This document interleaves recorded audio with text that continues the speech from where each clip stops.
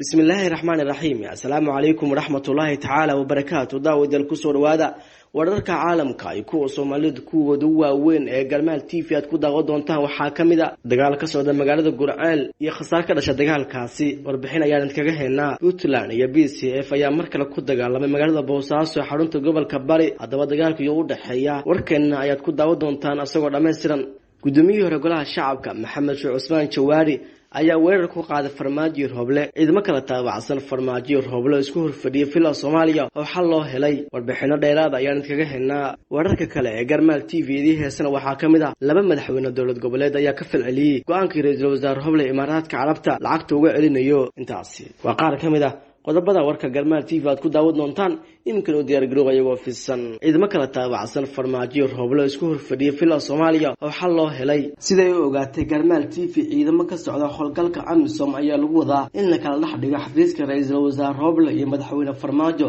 oo khilaaf adag ka dhaxeeyo xilli xiisad dagaal ka jirta filan Soomaaliya ayaa waxa isku horfadhiyay ciidamo kala taabacsan farmaajo Roble waxay ka dambeeyay dhacdadii 27 December ee lagu afgabirayay xafiiska ra'iisul wasaare Roble markaas kadib Roble ayaa keensaday ciidamo dheeraad ah oo sugaya amnigiisa ciidamada AMISOM ee la geeyay inta u dhaxaysa labada xafiis ee ku wada yaal gudaha filan Soomaaliya ayaa ku imaanayay hindisay ka dambeysay beesha caalamka waxaana la sheegay inay dhinac kale ka amal qaadeen balse ay ka hortagi doonaan inuu isku dhac ka dhaco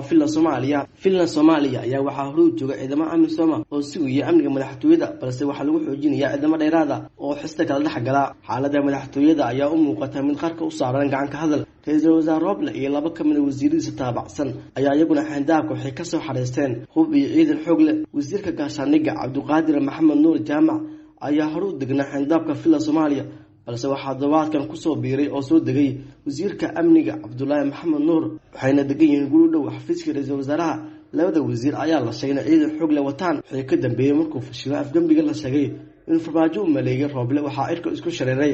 kala amni baxa labada nin ay kala jooga xafiiska ugu sareysa dalka maalmihii ugu dambeysay ra'iisul wasaare Roble ayaa xusul duubanayay inuu la wareego mas'uuliyadda amniga guud ee dalka balse waxa hortaagan madaxda dawlad goboleedka ee taabacsan farmaajo waxaana hadda doodaad saaran tahay midka shirka golaha watashi qaran inkastoo la dhaqaaji waayay dooda Roble ah in farmaajo lagu wareejiyo mas'uuliyadda amniga dalka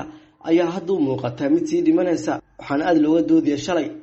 iyadoo maanta la isku dayo in xal laga gaaro cabshadii ka soo laabatay kuraasta doorre ee golaha shacabka balse ilaa hadda wax la isku fahmay lama shaacin laba madaxweyne dawlad goboleed ayaa ka falceliyay go'aankii ra'iisul wasaare Roble Imaaraadka Carabta lacagta uga celinayo dawlad goboleedyada Puntland iyo Jubbaland ayaa war ka soo saaray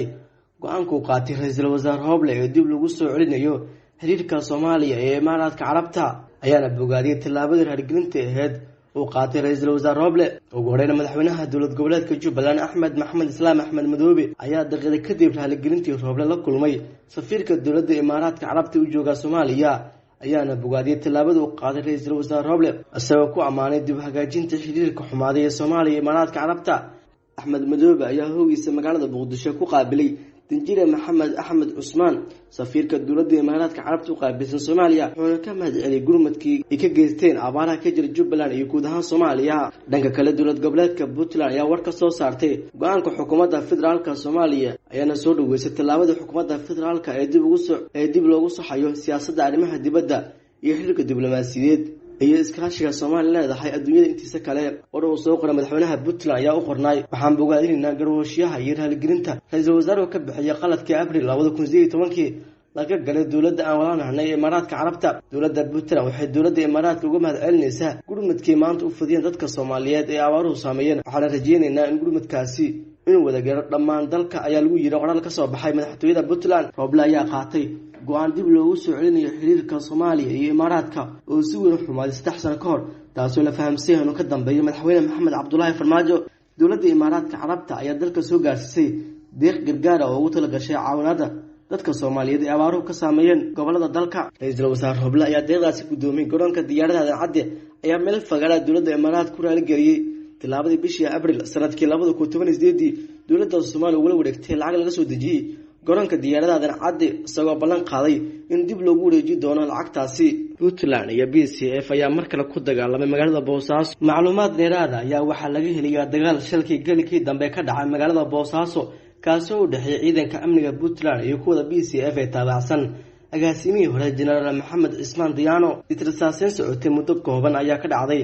agaarka xirada coos oo ku taala Boosaaso sidoo shaacay taliska booliska. wararka ayaa intaas ku daraya in dagaalku dhex maray ciidamo u watay agaasimihii magacaabnaa BCF Sariyo Guute Maxamed Amiin iyo kuwa taabacsan agaasimihii hore. taliyaha qaybta booliska gobolka Bari ee dowlad goboleedka Puntland gaashaanle sare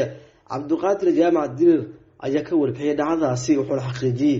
in iskorimaad ku dhintay hal askari mid kan loo soo gaaray dhaawac. Dirir ayaa sidoo kale shaaciyay in la baaray sida wax ku dhaceen asagoo tilmaamay in ciidii bilowda dagaalka tilaabo shalay laga qaadi doono. xaaladda ayaa haatan degan waxaana dagaal ku soo aadaya xilli hore madaxweyne Deni oo ugu baaqay xabad joojin si nabad loogu soo dabaalo Boosaaso. si kastaba waxaa weli socda dadaalo ay wadaan mas'uuliyiintii hore xil u soo qabtay Puntland iyo waxgaradka deegaanka kuwaas lagu soo afjaray xisada Puntland iyo BCF. guddoomiyihii hore golaha shacabka Maxamed Sheekh Cusmaan Jawaari ayaa weerar ku qaaday farmaajo Roble. Maxamed Sheekh Cusmaan Jawaari guddoomiyihii baarlamaanka 9aad iyo 10aad ee Jamhuuriyadda Federaalka Soomaaliya ayaa wax la xumaado ku tilmaamay xaaladda dalku ku jiro ayaana sheegay madaxweynaha madaxweynaha soo dhamaad u dhaqmayo sida madaxweynaha heesta sharciyada. Jawaari ayaa sheegay in duruufaha dalku soo maray balse tan mid la mid ah hadda ku jiro u dhinaad. Maxamed Cabdullaahi Farmaajo ayuu ku eedeeyay inay ka go'neen taageerada doorashooyinka dalka. Maxamed Sheekh Cusmaan Jawaari ayaa wuxuu sheegay inuu u tanaasulo dalka kuna aqbalay inuu iska casilo gudoomiyaha golaha shacabka baarlamaanka 10aad sababtuna sidaas uu sameeyay wuxuu ku sifeeyay inuu u turayo burbur ku yimaada hay'adaha dawladda. fariin ayuu u diray madaxweynaha madaxweynaha soo dhamaaday mudane Maxamed Cabdullaahi Farmaajo isagoo tusaale u soo qaatay laba dawladood ee ka horeysay. wuxuuna Jawaari sheegay in Sheekh Shariif iyo ra'iisul wasaarihiisii isu soo sharaxeen xilka ayna waayeen sidaas oo kale Xasan iyo wasiirka koowaad ay ku guuldareysteen xilka madaxweynaha. Jawaari ayaa Farmaajo ugu baaqay inuu soo isku dhajino xilka balse uu ogolaado doorasho tartan furna si loo wada doorashooyinka dalka xilkan lagu wareejiyo qofkii calaf u yeesha. gudoomiyaha hore golaha shacabka baarlamaanka federaalka Soomaaliya Maxamed Sheekh Cusmaan Jawaari ayaa sheegay in waxay ka dhashay doorashooyinka mas'uuliyadda qaadi doono madaxweynaha madaxweynaha sharciga ka dhamaaday sidoo hadalka u dhigay. dagaal ka socda magaalada Gurceel iyo khasaar ka dhashay dagaalkaasi. wararka naga soo gaaraya magaalada Gurceel ee gobolka Galgaduud ayaa sheegaya inuu halkaas ka socdo dagaal u dhaxeeya ciidamo ka tirsan kuwa dawladda Soomaaliya. dagaalka ayaa wuxuu u dhaxeeya ciidamo ka tirsan kuwa booliska Galmudug iyo ciidamada Gorgor oo magaalada Gurceel loo geeyay dagaal ugu jira kooxda Al-Sunna. israsaaseynta ayaa ka dambeysay khilaaf ka dhashay askar ka tirsan ciidamada Gorgor oo ka mid noqday dad xireen shalay ciidanka booliska. ciidamo ka tirsan kuwa Gorgor ayaa ka carooday xariga ciidamada kale ayaana gudaha u galay degmada Gurceel taasoo keentay in isku dhacaan ayaga ciidamada booliska. sida dad goobjoogayaal u xaqiijin garmaal dagaalka ayaa waxaa ku dhintay 2 askari halka 2 kalena oo mid ka mid ah shacab ay ku dhaawacmeen. wararka ayaa intaas ku daraya in labada ciidan ay dagaalan weli isku hor fadhiyaan waxaana ciidamada Gorgor ay joogaan agaarka shirkadda Badarwan halka ciidamada booliska ay ku sugan yihiin saldhigga booliska ilaa dhabarka dambe ee Quraca maqaayadda Haadiya Cad. gudahaan daawadayal waa naga intaas warkii Garmaal TV nabadgelyo.